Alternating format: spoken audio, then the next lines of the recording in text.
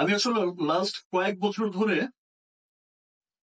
নিজেকেই নিজে ভাঙতে চাই। চেষ্টা করে যাই যে আমার একটা সিনেমা যেন একটা সিনেমার চাইতে যেন আরেকটা সিনেমা ভিন্ন রকম হয়। কোন সিনেমার সাথে যেন কোন সিনেমার মিল খুঁজে না পাওয়া যায়। আর এখনো তো তাণ্ডবের লোকেই আছি। চুল কেটে ফেলেছি। বারবার গিয়ে এই ট্রিম করতে হচ্ছে। তো আমার বিশ্বাস সবকিছু মিলে তাণ্ডব একটা স্ট্রং গল্পের ছবি, তাণ্ডব একটা ওয়েল মেকিং এর ছবি, তাণ্ডব অনেক গুণী অভিনেতার অভিনয় সমৃদ্ধ ছবি, এবং তাণ্ডব যে টেকনিশিয়ান টিম আছে তারা মন দিয়ে কঠোর পরিশ্রম করে তাণ্ডব করেছে, এবং আমি বিশ্বাস করি যে তাণ্ডব সবার হৃদয়ে তাণ্ডব তাণ্ডব ঘটাবে। আমি সুমন সুমি বলছিলাম ৭১ টিভি থেকে। সাকিব ভাই, আপনার কাছে জানতে চাইবো যে অ্যানিমেশনে ভূত হয়ে যাওয়া একটা প্রজন্মকে আপনি হলমুখী করেছেন। আপনাকে সবসময় আমরা খুব ফাইটিং এ দেখতে পছন্দ করছি, দেখছি।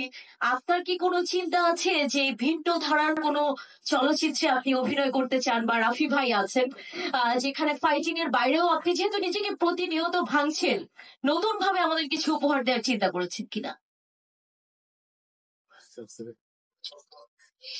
এই প্রশ্নের উত্তরটা আসলে আমার মনে হয় যে আর একদিন পরেই সবাই পেয়ে যাবে। আমি আর দুটো প্রশ্ন নেব, মাঝে একজন যে আগে দাঁড়িয়েছিলেন, রাইট, আপনার প্রশ্ন। আসসালামু আলাইকুম। আমার কোশ্চেনটা হচ্ছে রাফি ভাইয়ের কাছে। আমি হচ্ছি সুদীপ। আমি কাজ করছি দৈনিক গ্রামীণ দর্পণে মাল্টিমিডিয়া রিপোর্টার হিসেবে। তো আমার কোশ্চেনটা হচ্ছে রাফি ভাইয়ের কাছে, যে রাফি ভাই, আপনার একটা তুফান মুভির ইন্টারভিউ আমরা দেখেছিলাম। আপনি বলেছিলেন যে তুফানের সেটে আপনি শাকিব ভাইয়ের প্রেমে পড়ে গিয়েছিলেন, যেরকম আপনারা খাচ্ছেন কিন্তু শাকিব ভাই খাচ্ছে না, কারণ তাকে ডায়েটে থাকতে হবে, সে শুধু বাদাম খাচ্ছে। তো এই যে এই তাণ্ডব মুভির সেটে এরকম কোন শাকিব ভাইয়ের কোনো মেমোরিজ আছে কিনা? আর শাকিব ভাইকে প্রবাস থেকে অনেক অনেক তার যারা ফ্যান আছে তাকে ভীষণ ভালোবাসে। তারা আমাকে বলে, ভাইয়া কখনো যদি শাকিব ভাইয়ের সামনে যান, আপনি আমাদের এই ভালোবাসার কথাটা শাকিব ভাইকে জানাবেন। তো ভাইয়া যদি কিছু বলতেন। Thank you. সাকিব ভাইয়ের সাথে উনি এমন একজন আর্টিস্ট, সত্যি কথা বলতেছি, এটা আমরা যারা কাজ করেছেন, যে কোনো ডিরেক্টর কাজ করলে ওনার প্রেমে পড়ে যাবে, এটা স্বাভাবিক।